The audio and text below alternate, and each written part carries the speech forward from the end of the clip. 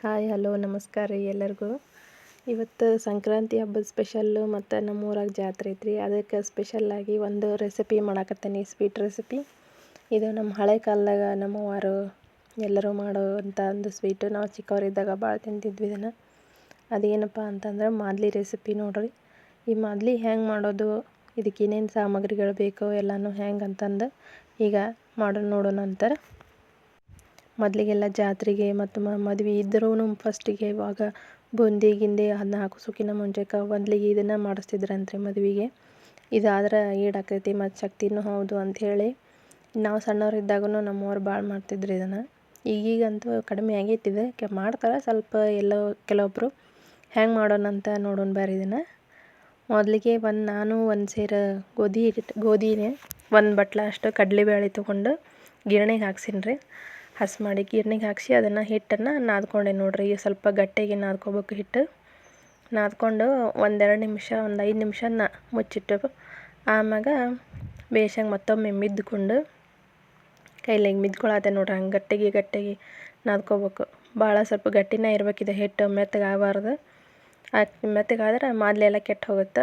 ಭಾಳ ಒಂದು ದೊಡ್ಡ ಉಳ್ಳಿ ಅಂದ್ರೆ ಒಂದೊಂದು ಮುಷ್ಟಿಕಿನ ಸ್ವಲ್ಪ ಜಾಸ್ತಿ ಅಷ್ಟು ಉಳ್ಳಿ ಮಾಡ್ಕೋಬೇಕು. ಇವನ್ನ ಭಾಳ ದೊಡ್ಡ ಆಗಬೇಕು. ರೊಟ್ಟಿ ದಪ್ಪ ರೊಟ್ಟಿ ಮಾಡಬೇಕು.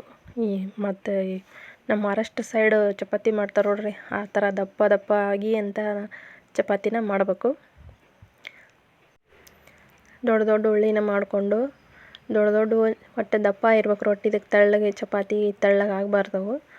ಚಪಾತಿ ಸ್ವಲ್ಪ ದಪ್ಪ ಇಲ್ಲಿ ತೋರಿಸೆ ನೋಡ್ರಿ. ಇದಕ್ಕಿಂತ ದಪ್ಪನ ಇದ್ರೂ ನಡೀತೈತಿ. ನಾನು ಇಷ್ಟು ಮಾಡ್ಕೊಂಡೇನಿ. ಅವನ್ನ ಲಟ್ಟಿಸ್ಕೊಂಡು ಬೇಯಿಸ್ಕೋಬೇಕು ಚಂದಂಗೆ ಅಂದ್ರೆ ಇಲ್ಲಿ ಬೇಯಿಸತ್ತೆ ನೋಡ್ರಿ. ಹಂಗತೆ ಒಟ್ಟು ಹಸಿ ಬಿಸಿ ಇರ್ಲಾರ್ದಂಗೆ ಬೇಯಿಸ್ಕೊಂಡು ಇಷ್ಟನ್ನು ಇದೇ ಥರ ಸೈಜ್ನಾಗನ ಲಟ್ಟಿಸ್ಕೋಬೇಕ್ರಿ. ತೆಳ್ಳಗೆ ಮಾಡಬಾರ್ದು ಅವನ್ನ ಮಾಡಿ ಲಟ್ಸಿಂದ ಹಿಂಗೆ ಬೇಯಿಸಿ ಆರಾಕಬೇಕು. ಒಂದು ಸ್ವಲ್ಪ ಸ್ವಲ್ಪ ಗಾಳಿಗೆ ಸ್ವಲ್ಪ ಆರ್ಕೋಬೇಕು. ಆರ್ಕೊಂಡು ಮೊದಲಿಗೆ ಜೋಳ ಇದು ಮಾದಲಿ ಸಾಣಿಗೆ ಅಂತ ಇರ್ತಿತ್ತು ರೀ. ಆ ಸಾಣಿಗೆಗೆಲ್ಲ ನಾವು ಇದನ್ನು ರೊಟ್ಟಿ ಮಾಡಿ ಹಾಕಿದ ಕೂಡಲೇ ತೊಗೊಂಡು ನಾನು ನಮ್ಮ ಅಣ್ಣಾರು ಎಲ್ಲರೂ ತೊಗೊಂಡು ತಿಕ್ತಿದ್ವಿ ಇದನ್ನು. ಈ ರೊಟ್ಟಿನ ಮುಟ್ಗಿ ಮಾಡಿ ಅಂದ್ರೆ ಮಾದಲಿ ತಿಕ್ಕಕ್ಕಂತಲೇ ಬೇರೆ ಸಾಣಿಗೆ ಬರ್ತಿದ್ವು. ಈಗೂ ಅದಾವು, ಯಾರೋ ಅಷ್ಟು ಬಳಸಂಗಿಲ್ಲ ಅವನ್ನ. ನಾವು ಸ್ವಲ್ಪ ಪ್ರಮಾಣದಾಗ ಮಾಡಾಕತ್ತೀವಿ ಅಂಥೇಳಿ ಅದನ್ನೇನು ಸಾಣಿಗೆ ತೊಗೊಂಡಿಲ್ಲ. ಈ ನಮ್ಮ ಜೋಳ ಹಿಡಿತೀವಲ್ಲ ಅಂಥ ಸೆರಗು ತೆಗಿಯುವಂಥ ಜೋಳದ ಸಾಣಿಗೆ ಆದರೂ ನಡೀತೈತಿ, ಸ್ವಲ್ಪ ತೊಳೆದು ಸ್ವಚ್ಛಂಗೆ. ನಾನೀಗ ಸ್ವಲ್ಪ ಮಾಡ್ತೀನಿ ಅಂಥೇಳಿ ಅದನ್ನೇನು ತೊಗೊಂಡಿಲ್ಲ. ಈ ಥರ ಹರಿದು ಅವನ್ನ ಸಣ್ಣಗೆ ಹರ್ಕೊಬೇಕು ರೊಟ್ಟಿನ. ಇದಕ್ಕಿಂತ ಸಣ್ಣ ಪೀಸ್ ಮಾಡ್ಕೋಬೇಕು ನೋಡ್ರಿ. ಇದು ಮಿಕ್ಸರಿಗೆ ಹಾಕಕ್ಕೆ ಆಗಂಗಿಲ್ಲ. ಇದು ಮಿಕ್ಸರ್ನಾಗ ದೊಡ್ಡ ಜಾರ್ ತೊಗೊಂಡು ಇವನ್ನ ರೊಟ್ಟಿ ಎಲ್ಲ ಸಣ್ಣಗೆ ಹರಿದು ಹಾಕ್ಕೋಬೇಕ್ರಿ. ಮೊದಲಿಗೆ ಎಲ್ಲನೂ ಇದಕ್ಕಿಂತ ಸಣ್ಣಗೆ ಹರಿಬೇಕು. ಹರಿದು ಅವನ್ನ ತೆಗೆದಿಟ್ಕೊಂಡು ಮಿಕ್ಸರ್ಗೆ 1-2-3 ಸತನೂ ಹಾಕಬೇಕಿದೆ. ಹಾಕಿ ಅದನ್ನು ಸಣ್ಣಗೆ ಹಿಟ್ಟಾಗಬೇಕು. ಅದು ಪುಡಿ ಉದುರು ಪುಡಿ ಆಗುವವರೆಗೂ ಮಿಕ್ಸಿ ಮಾಡ್ಕೋಬೇಕ್ರಿ. ಅಂದ್ರೆ ಅದು ಮಾದಲಿ ಚಲೋ ಆಗ್ತೈತಿ ಮೆತ್ತಗೆ. ಈಗ ಹಾಕಾಕತ್ತೆ ನೋಡ್ರಿ ಮಿಕ್ಸರ್ಗೆ.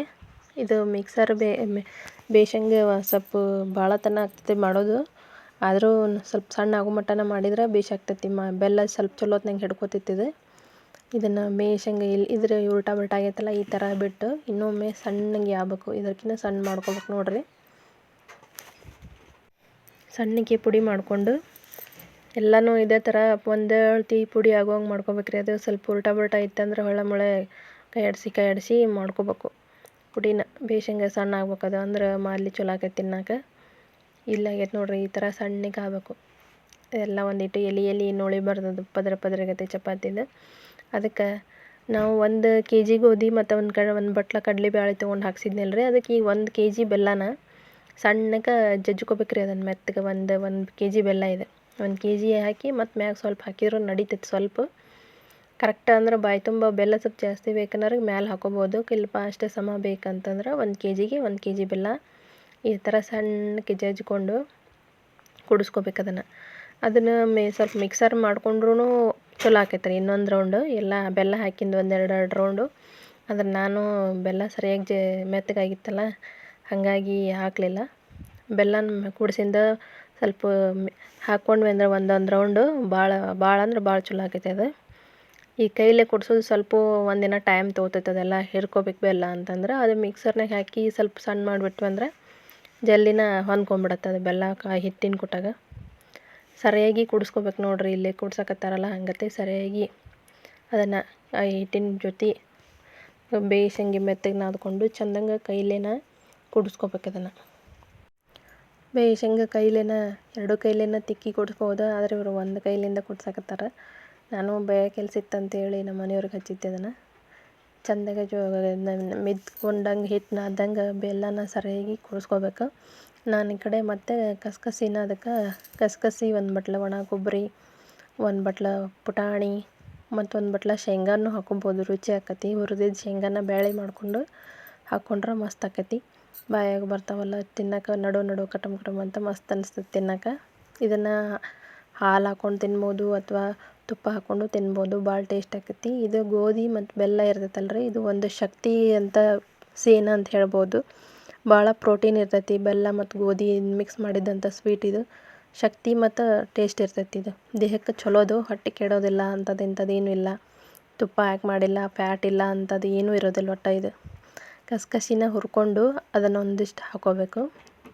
ಕಸ್ಕಸಿನ ಹುರ್ಕೊಳಕತ್ತೆ ನೋಡ್ರಿ. ಈಗ ನಾನು ಕಸ್ಕಸಿ ಹಾಕ್ಕೊಂಡು ಅದಕ್ಕೊಂದು 1 ಬಟ್ಲ ಕೊಬ್ಬರಿ, ಒಣ ಕೊಬ್ಬರಿ ಬಟ್ಲ, ಕಸ್ಕಸಿನ ಹುರ್ಕೊಂಡು ಸ್ವಲ್ಪ ಕೆಂಪಾಗ್ಬೇಕ್ರಿ ಅವು. ಕೆಂಪಾಗಿಂದ ಅವನ್ನ ತೆಗೆದು ಹಾಕ್ಕೋಬೇಕು ಅದಕ್ಕೆ ಮಾದಲಿಗೆ.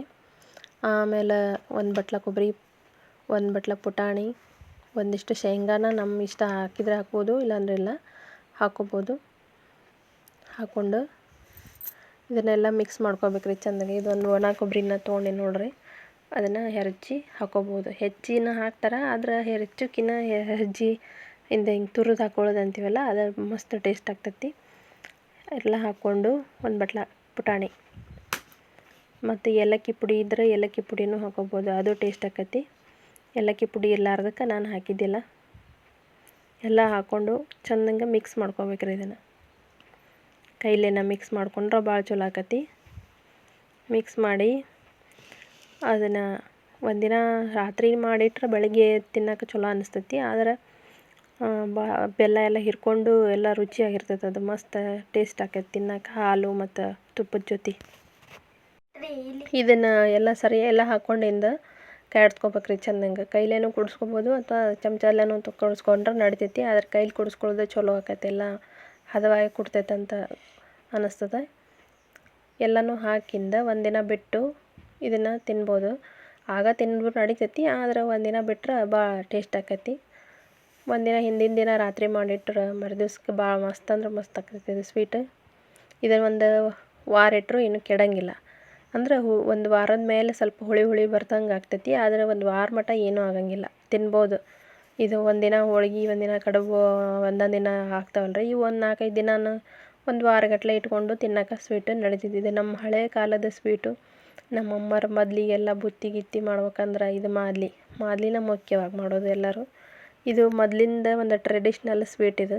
ಇದು ಈಗನ ಕಡಿಮೆ ಆಗಕತ್ತೈತಿ, ಆದ್ರೆ ಮಾಡ್ಕೊಂಡು ತಿಂದ್ರೆ ಎಲ್ಲರಿಗೂ ಚಲೋ, ಆರೋಗ್ಯಕ್ಕೂ ಒಳ್ಳೆಯದು. ಯಾವುದೇ ಒಂದು ಮೈದಾ ಗೀದಾ ಏನೂ ಇರಲ್ಲ, ದೇಹಕ್ಕೆ ಚಲೋ ಶಕ್ತಿ ಕೊಡ್ತೈತಿ ಬೆಲ್ಲ ಇರೋದರಿಂದ. ಈ ಸಂಕ್ರಾಂತಿ ಹಬ್ಬಕ್ಕಾಯ್ತು, ಜಾತ್ರೆಗಾಯ್ತು, ಎರಡಕ್ಕೂ ಆತಂತ ಮಾಡೀನಿ. ಈ ಟೇಸ್ಟು ಇದನ್ನು ನೋಡಿರಿ ನೀವು, ನಿಮ್ಮ ಮನ್ಯಾಗ ಮಾಡ್ಕೊಂಡು ತಿಂದು ಹೆಂಗೆ ಆತಂತ ನನಗೆ ಕಮೆಂಟ್ ಮಾಡಿರಿ. ನಮಸ್ಕಾರ ರೀ ಎಲ್ಲರಿಗೂ. ಇನ್ನೊಂದು ಮರ್ತಿದ್ದೀರಿ, ಲೈಕ್ ಮಾಡಿರಿ, ಶೇರ್ ಮಾಡಿರಿ, ಕಮೆಂಟ್ ಮಾಡಿರಿ, ನಮಗೂ ಸಪೋರ್ಟ್ ಮಾಡಿರಿ ಅಂತ ಕೇಳ್ಕೊತೀನಿ ತಮ್ಮೆಲ್ಲರಿಗೂ. ಕೇಳ್ಕೊತ ನಾನು ಈ ವಿಡಿಯೋ ನೋಡೋದಕ್ಕಾಗಿ ಎಲ್ಲರಿಗೂ ಧನ್ಯವಾದಗಳು ರೀ. ಹಿಂಗೆ ಸಪೋರ್ಟ್ ಮಾಡ್ಕೊತೀರಿ. ನಮಸ್ಕಾರ ರೀ.